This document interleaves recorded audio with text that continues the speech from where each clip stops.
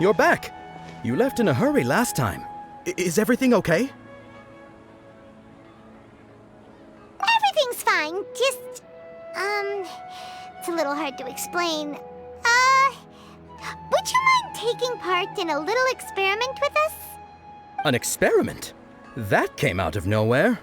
I'm listening, though. What do you need me to do? Could you make a wish? You want me to make a wish?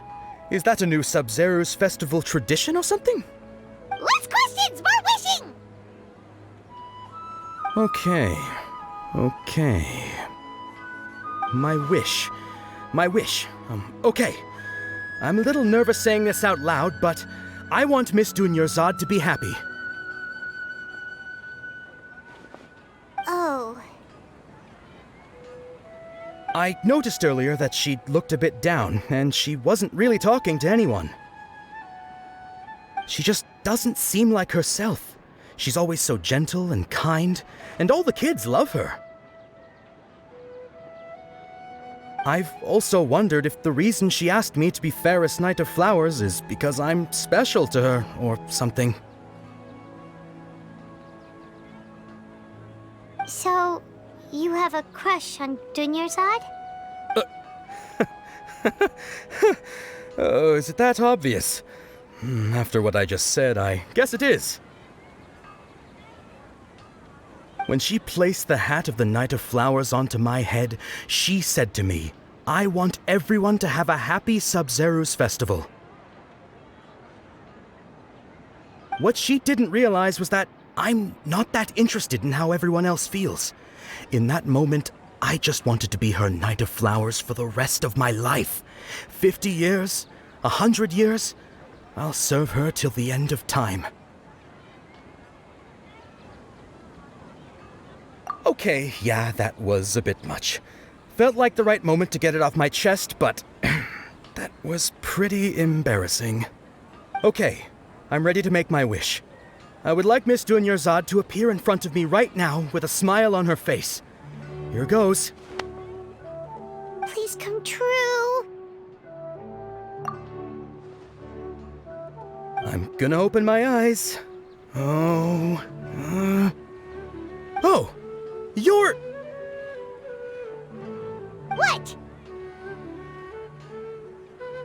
Fucky? Sorry, but only one portion of Yalda candies per person. Back home you go.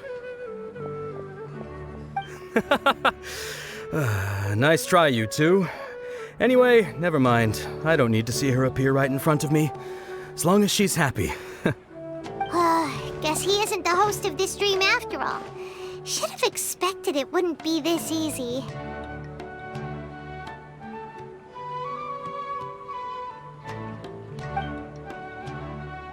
It seems like everyone who knows Dunyarzad loves her, but none of them has any idea that she...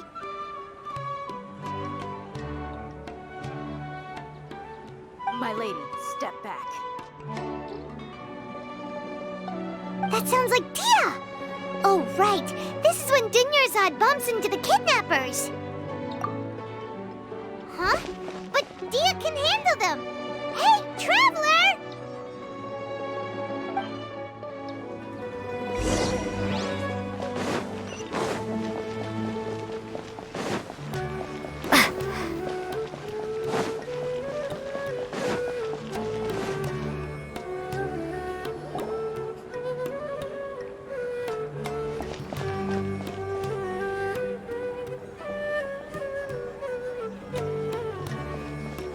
Oh, it's you. Great timing. Please take...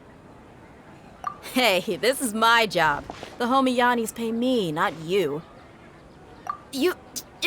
fine, all right. Knock yourself out. Why are you so worked up anyway? It's not like I don't trust your fighting skills. Anyway, watch yourself.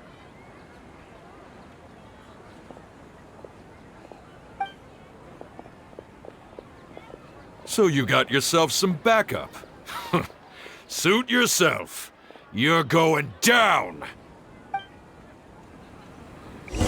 That's close enough. A new punch. Lucky today. By royal decree, right here, right now, emerge.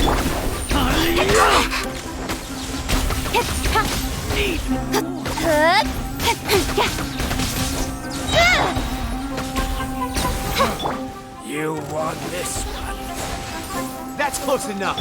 Right now. Don't blink. Propagate. Cut to the chase. I'll be back.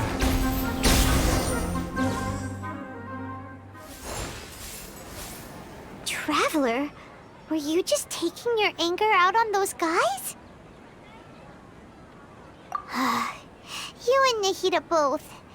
Dunyarzad wouldn't want to see you two like this. Oh, and speaking of her, Paimon just remembered something. Remember how during the first Sub-Zero's festival, before the Samsara started, we came here with Dunyarzad because she wanted to pick something up? She said it was because she had forgotten something. Okay, so Paimon's memory is working so far. Anyway, Paimon also remembers that she is staying somewhere around here. She pointed it out to us the night before the Sub-Zero's festival. Yeah, even if it's only a tiny clue, it'll probably still help us more than this needle in a haystack search.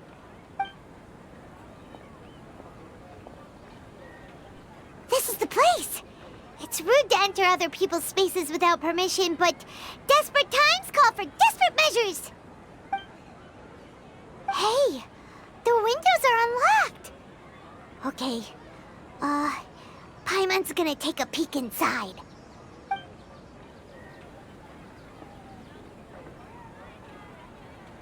This was only a temporary residence, so there was pretty much nothing inside except this book on the table.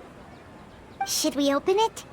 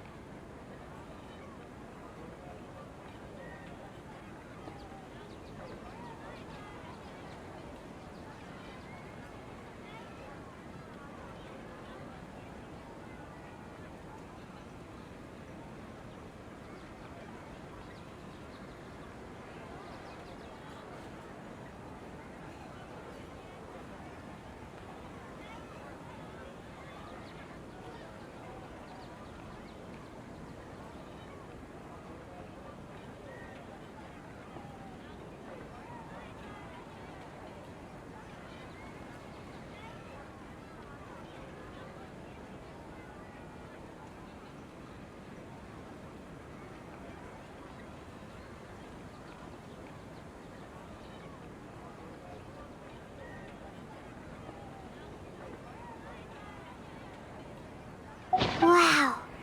Dunyarzad wrote all of this.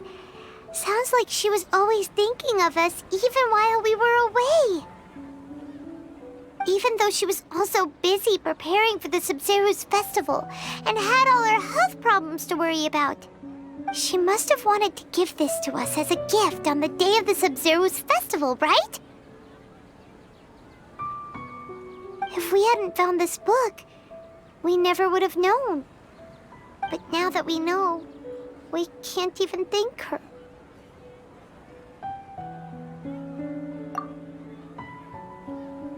Hey! Where are you off to now?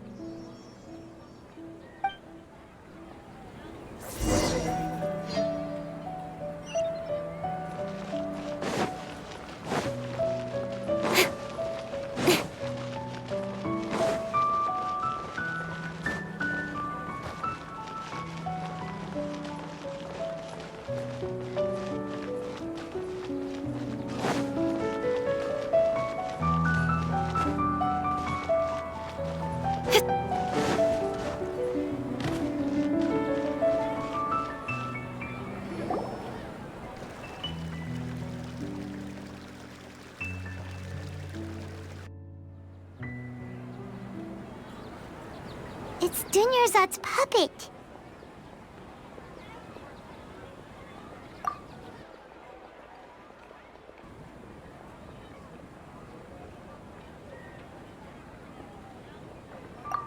Traveler? really exhausted. Come to think of it, we've been stuck in this place for a really, really long time. Heck, even the last time we were chatting happily with Dunyarzad feels like an eternity ago.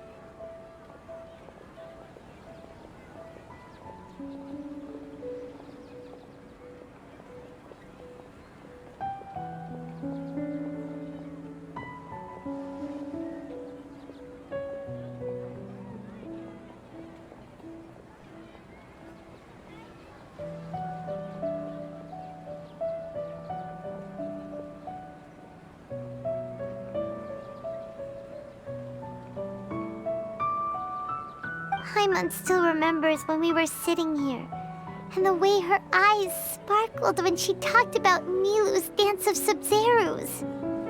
There will always be frustrations in life, but I know that the point of living is not to leave behind any regrets.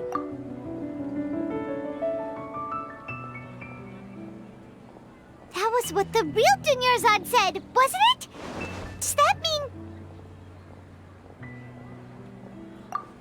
Yes, Traveler. What is it? Oh, so she's still just a puppet. But just now, how come... What? Where are we going this time?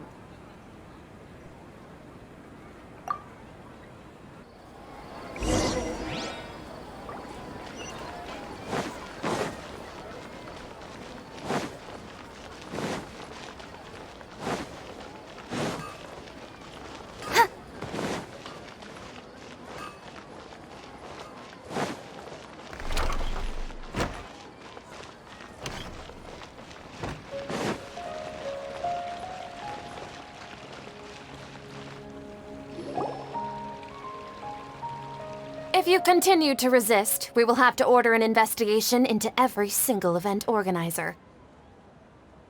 The Grand Sage has already granted you much leniency. I advise that you exercise tact. How did things turn out like this?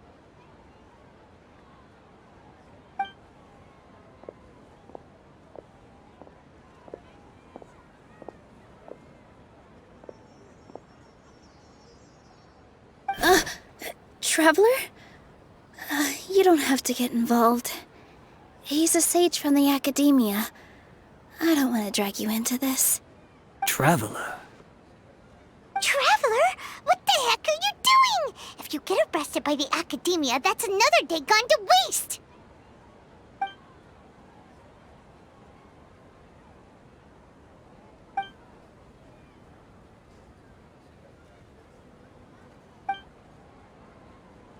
Wait, they're not reacting. Have they been scared stiff? Oh, of course! If this is the Sage's plan, they wouldn't put themselves through this. So they're just substitutes. What is this? What happened to the Grand Sage and his entourage?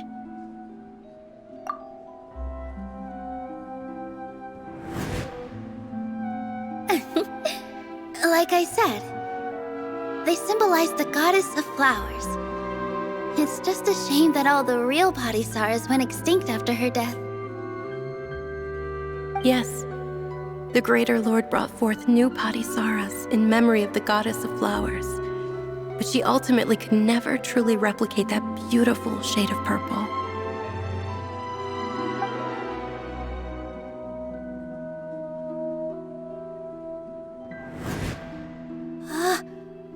Beautiful shade of purple.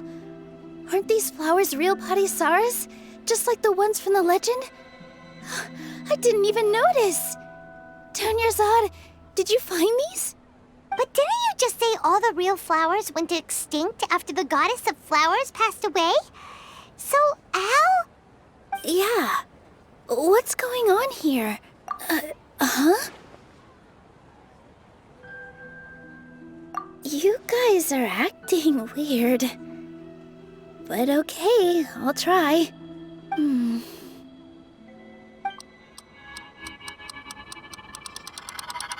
Hey!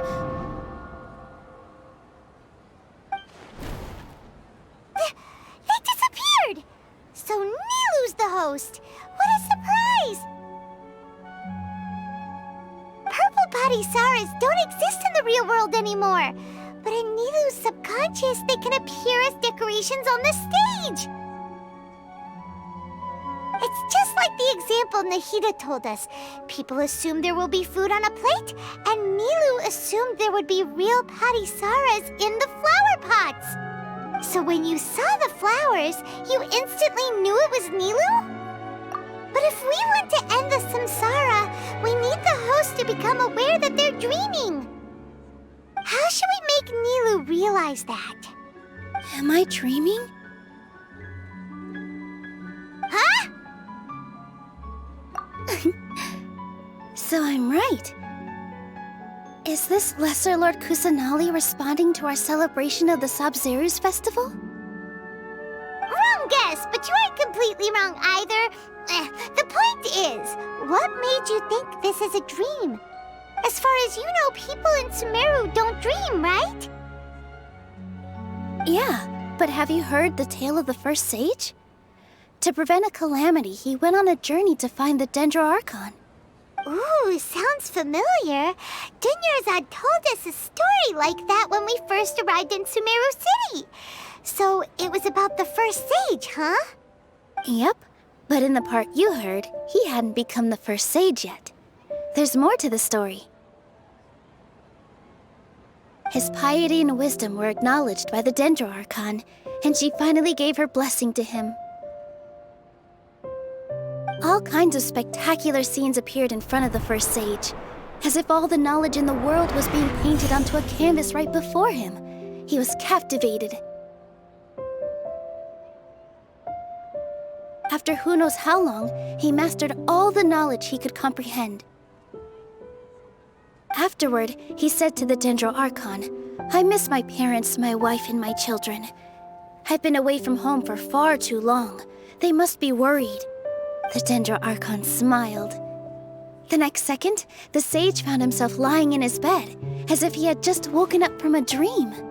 His wife, lying next to him, said, "You're off to search for the Dendro Archon today, aren't you? Have a safe journey, my love." In the end, the first sage took care of many disasters in Sumeru City and founded the Academia. What a happy ending. So, the first sage was dreaming ever since the beginning of the story? He never went on his journey? Yes, but his faith and determination were conveyed to the Dendro Archon, so she blessed him in the form of a dream. Paimon understands where you're coming from now. That's a really interesting connection. But we really gotta wake up soon, like the sage in the story. I see. Well, it just so happens that today's Sub-Zeru's festival is almost over too.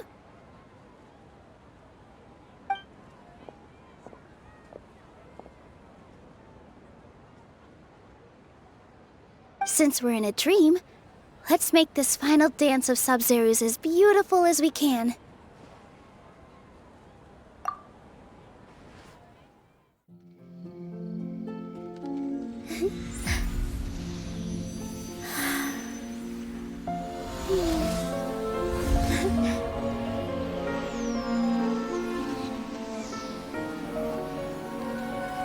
The wait is over, everyone.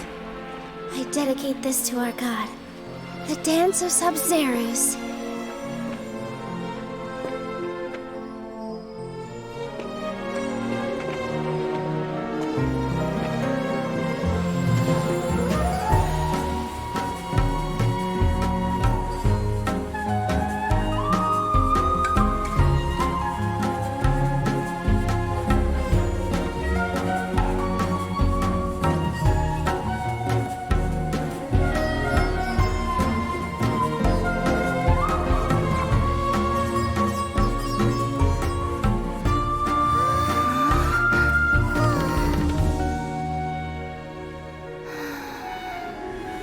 I'd be lying if I said I had no regrets.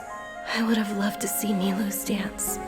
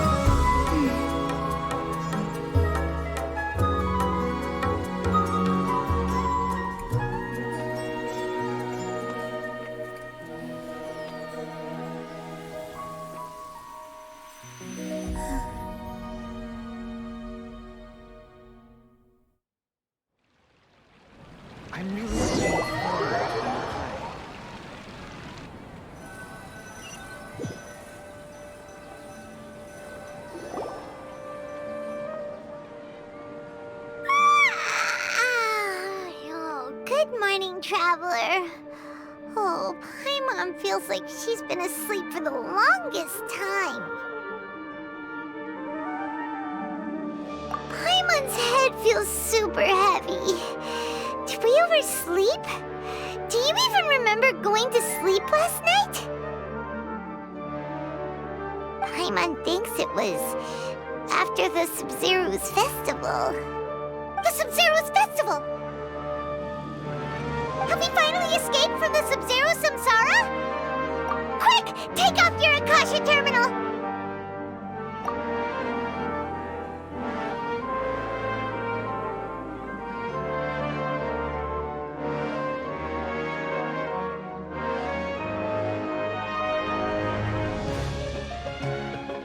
She's not in her room! What happened?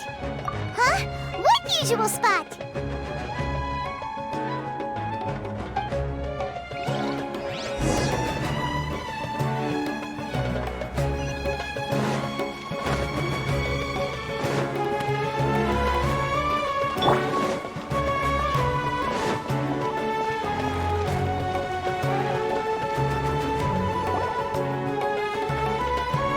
Well done, Traveler and Paimon. And thank you, Dunyarzad, for organizing the Sumeru's festival for me. I'm sorry, who are... Dunyarzad! You're okay! Oh, don't scare us like that! Oh, Traveler Paimon. I have something amazing to tell you. I just had a dream, and I saw Nilou performing the dance of Sumeru's.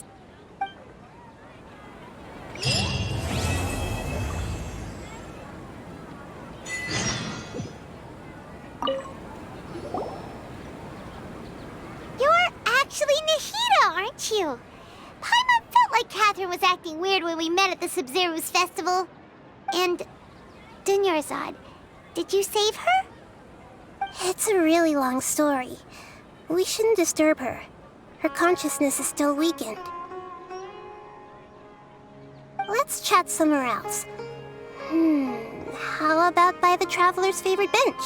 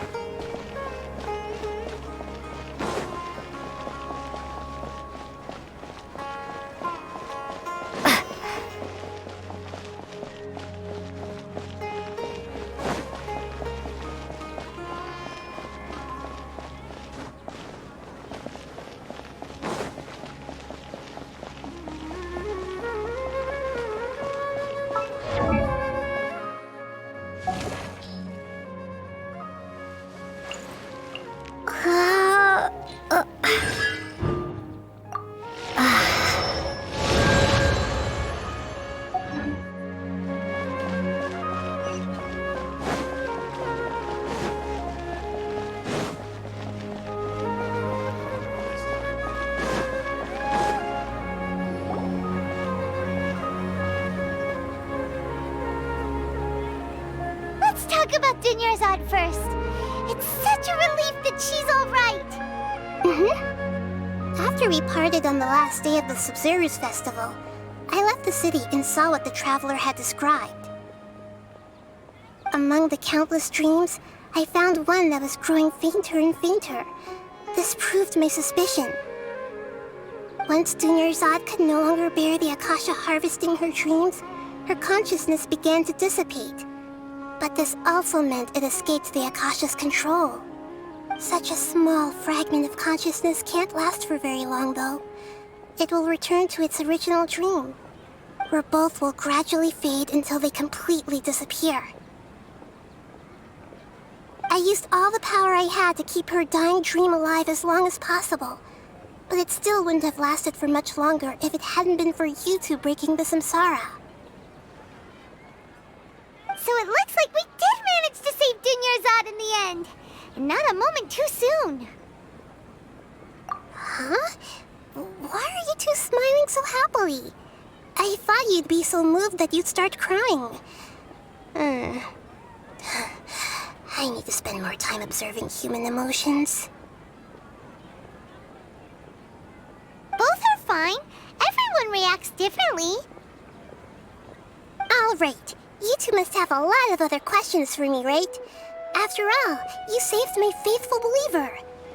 As your reward, I will answer any and all questions. There's never been any big problems with the Academia's governance of Sumeru. This is the first time I've seen them step out of line. I wonder what caused them to go down this path, and what they hope to achieve. Even though the city's residents haven't noticed anything strange, if the Traveler hadn't broken the Sub-Zero Samsara, the situation could have become dire. I tried to do some investigating in the Akasha, but I couldn't find anything suspicious. And all the people of interest seem to purposely avoid wearing their Akasha terminals. I think they're deliberately trying to hide something. Oh, that reminds Paimon. In Gandharvaville, there was a sage who had invited Tainari to join some kind of project. Could it be related? Regardless, I need to first investigate the sage's motives, make things right, and punish them if needed. But I'll have to be discreet, or they'll see me coming. To be accurate, I'm using the Akasha as a medium to occupy Catherine's consciousness. How did you do that? Poor Catherine. Does this mean you can also occupy other people's consciousnesses? Theoretically, I can enter anyone's mind as long as they're wearing their Akasha terminal. The Akasha is the legacy of Greater Lord Rukkhadevata. As Lesser Lord Kusanali and the first Akasha terminal, my consciousness has always been linked to the Akasha. I've always respected my people's free will, so I've never actually occupied their consciousness. When necessary, I just borrow this bionic Snezhnayan puppet. Hold on. Did we just learn some deep, dark secret? So Catherine is... No wonder Paimon felt something was off about her. What about your own body? Why do you need to borrow other people's? Don't you live in the sanctuary of Surasthana? That story begins a long time ago. After Greater Lord Rukkhadevata disappeared, the sages found my newly born self and took me back to Sumeru. At that time, I was young and weak. The sages kept me in the sanctuary of Surasthana, ostensibly for the sake of protecting me. But I've hardly heard from them since. However, I do understand that they had hoped to find Greater Lord Rukkhadevata instead of me, a symbol of her passing. So, the sages basically put their new Archon under house arrest? How dare they! Why don't you teach them a lesson, Nahida? In some ways, they aren't wrong. Greater Lord Rukkhadevata was omniscient and omnipotent. Even after her death, the Akasha is still empowering this nation. And I'm still really far away from being able to call myself the God of Wisdom. Moreover, the Academia is also more proficient at governing this country. My existence has little meaning. Yeah, you got a lot of believers. Just look at the Sub-Zero's festival. Everyone who showed up truly loves you. Thank you for the kind words. But I honestly don't need physical freedom as long as I can connect my consciousness to the Akasha. Trying to find a way to save Irminsul is my life's mission and top priority. I will work on that, and try to live up to being a deity in the meantime. Every once in a while, I will also take up the duties of the God of Wisdom and enlighten a lost soul here and there. Doing all that should be enough. At the Avidia Forest, there was this incense that made the traveler fall unconscious and dream of a huge tree and a red sky. You also heard someone's voice, right? It said world and forget me.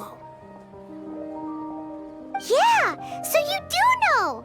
We've been wanting to ask you what that was about, and if the red sky was related to Conria. It seems like the Traveler established a connection to Irminsul.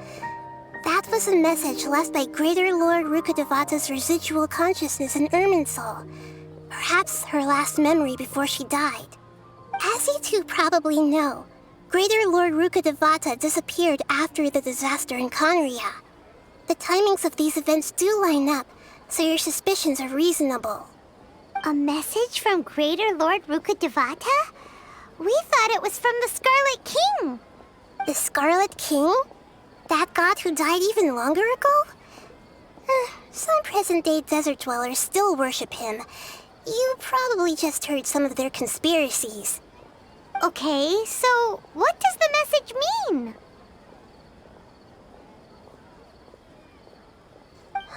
I still haven't managed to decipher it. Even the Akasha isn't currently capable of doing that. Greater Lord Rukkhadevata's residual consciousness in Irminsul seems to be contaminated with something that has a very dangerous aura to it. Many devoted scholars go mad as soon as they connect their consciousness. I've warned the Academia about this many times, but people still keep falling victim to it. But I believe this is the key to saving Irminsul. That's why I've kept trying to decipher it. So the tree in the vision was Irminsul? Oh, Tainari also said that Irminsul is sick! Is it because of the contaminated consciousness? But even if you can't figure out what that vision was all about, it seems like our search for you was all in vain. The Traveler wasn't affected after coming in contact with that consciousness. I've never seen anyone like that. With you here, we may have a chance at deciphering it. No, we must decipher its secrets. I've already eliminated all other factors that might affect Irminsul. This is the only one left. This puzzle has life and death at stake. It could determine Irminsul's fate, as well as Tevat's. You mean how the Akasha stops you from having dreams? Yeah, it's been such a long time. No one's noticed something's up? It's not that no one noticed. It's more like no one cared. Ultimately, it's all rooted in the Sage's misdirection. Misdirection?